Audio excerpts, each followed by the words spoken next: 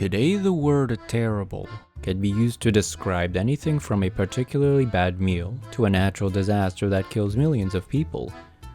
Back in the 16th century, when it was a nickname bestowed upon the Russian ruler Ivan IV, it specifically meant awe-inspiring, powerful, and formidable.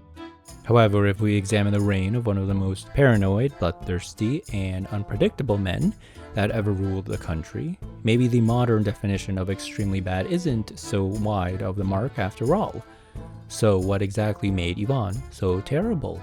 If you're new to my channel, welcome. Here on Mortal Faces, I take historic portraits to see how individuals we read about might have looked in real life. So thank you for watching. You can check out my merch in my shop, subscribe for more videos, and let me know in the comments who you want to see in real life. The seeds of the dreadful human being Ivan would become sown in his miserable childhood. His father, Vasily, the Grand Prince of Moscow, died when Ivan was just 3 years old, and his mother passed away when he was 8. The young prince then became the object of power struggles between various members of the nobility, in particular the powerful Shuisky and Belevsky families. While the royal court descended into a dangerous chaos of murder and intrigue, Ivan and his deaf-mute brother Yuri were treated no better than a couple of street urchins. My brother Yuri of blessed memory and me they brought up like vagrants and the children of the poorest. Ivan wrote in a letter to his close friend Prince Andrei Kurbsky, "What have I suffered for want of garments and food?" Being rejected and treated as a political football made Ivan mistrust the nobility, a mistrust that would fester into blinding hatred as he grew older. When he became Tsar, his mistreatment would come back to bite the noble families of Ivan's realm in the most spectacular fashion. However, that was all in the future. Unable to take his frustrations out on his torments, Ivan took his anger and resentment out on animals instead, pulling out feathers from live birds and throwing dogs and cats out of windows. At the age of 13, Ivan finally bared his teeth. The Shuiskys beat the Belevsky in gaining control over Ivan, but overlooked the years of abuse on him. At one dinner, Ivan accused the most powerful member of the leading Shuisky family, Prince Andrei, of mismanaging the country and had him killed. Full power transferred to Ivan on his 16th birthday. 2 weeks later, he married his first wife Anastasia, who was a Romanov ancestress. There was nothing particularly terrible about Ivan's years on the throne.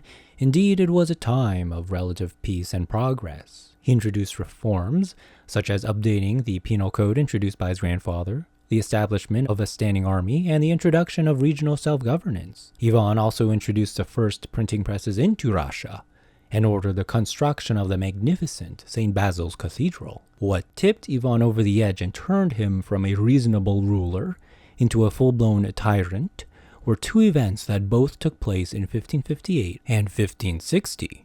The first was the betrayal of his great friend, Prince Kurbsky. He took the enemy's side during an ill-fated attempt to conquer Livonia in 1558 and then allied with Poland and Sweden to defeat Russia. This led him with fury and a convincement that the court's nobility was out to get him.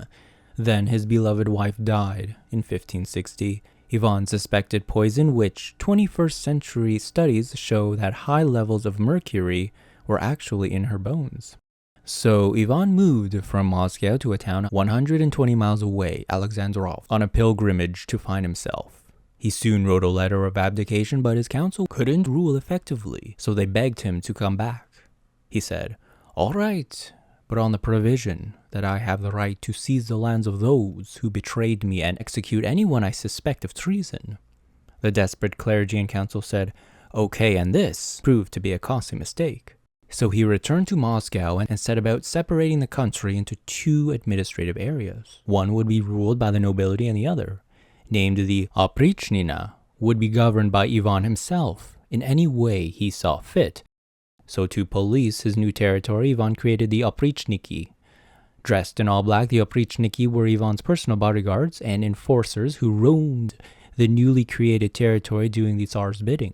The Oprichniki were given carte blanche to torture and murder anyone Ivan suspected of betrayal, and it soon became a common sight in towns and villages of the Oprichnina to see people of all classes fleeing for their lives as word spread that the Oprichniki were in the area. They were utterly ruthless, favorite execution methods included boiling alive, impalement, being roasted over an open fire, or even having your limbs torn off by horses. To live in the territory ruled over by Ivan was to live in a permanent state of fear. This was demonstrated by the terrible fate that fell on Novgorod, Russia's second largest city and Moscow's most powerful rival. Anyone with a hint of suspicion was rounded up and executed.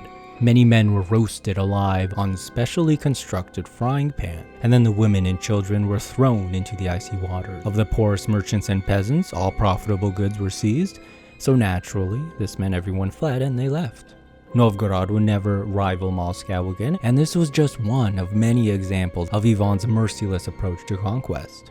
He was very much a sack the city and kill everyone in it kind of man throughout the long years of his brutal rule. But Ivan's paranoia kept reoccurring about his leaders trying to get him, and when the Oprichniki failed to repel an attack by the Tartars on Moscow, he feared the worst, that they were not as loyal as professed to be, so he had the leaders killed and the organization disbanded in 1571 and 1572. Ivan's sacking of his own country brought the nation's wealth to its knees, its economy plundered, his mental health deteriorated even further, even beating his pregnant daughter-in-law and his own son, killing him in the conflict. Ivan died from a stroke while playing chess with a close friend in 1584 at the age of 53. His kingdom passed to his middle son, a feeble-minded fool called Fyodor, who died childless in 1598, plunging Russia into a period of lawlessness and anarchy that came to be known as the Time of Troubles. And that's just a little bit about Ivan the Terrible. I hope you enjoyed this video. Lots more on my channel. Subscribe for more recreations. Each of your subscriptions does help this channel grow. It allows me to continue making more content for you. Let me know in the comments you want to see next. I do make a list of all your suggestions. And I will see you in the next one.